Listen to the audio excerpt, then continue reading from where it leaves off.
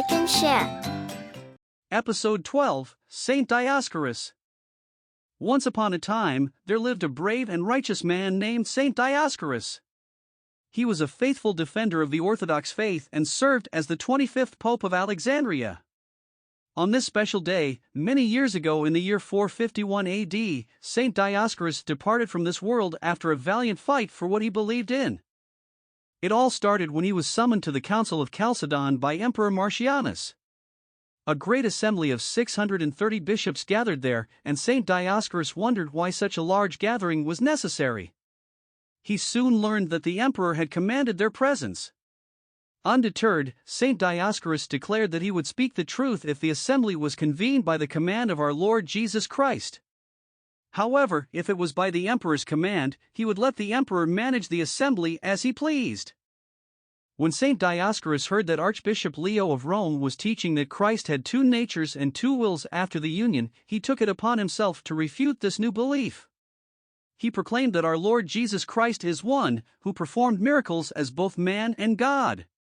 He firmly believed that the two natures of Christ were not separate in his works. None of the assembled bishops dared to contradict him, although some had attended the Council of Ephesus against Nestorius. However, word reached Emperor Marcianus and Empress Belcaria that only Dioscorus had disobeyed their commands regarding faith.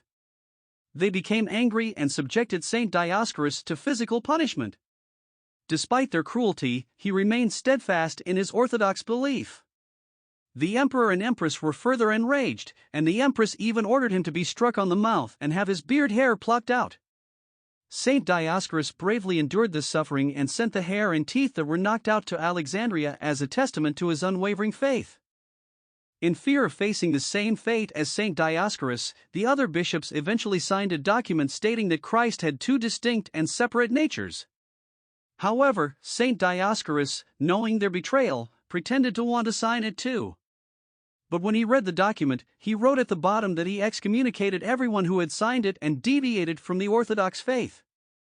Enraged by his actions, the emperor banished Saint Dioscorus to the island of Gagra along with Saint Macarius, the bishop of Edco, and two others.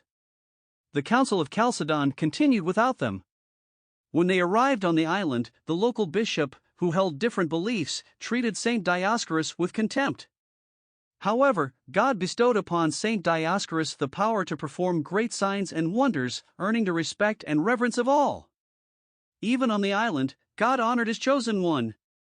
Before parting ways, Saint Dioscorus told Saint Macarius, his companion in exile, that he would receive the crown of martyrdom in Alexandria.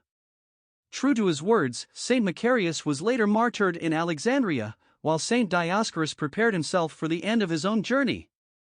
On the island of Gagra, surrounded by the beauty of nature, Saint Dioscorus peacefully departed from this earthly life.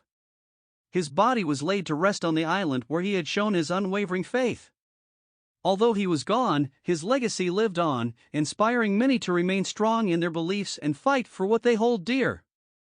And so, the story of Saint Dioscorus, the great champion of orthodoxy, reminds us of the courage and determination it takes to defend what we believe in, even in the face of adversity. His example teaches us to stay true to our faith and to never waver, for it is through our unwavering dedication that we leave a lasting impact on the world. May we always remember Saint Dioscorus and strive to be as brave and unwavering in our own beliefs. See you again soon. Subscribe, like and share.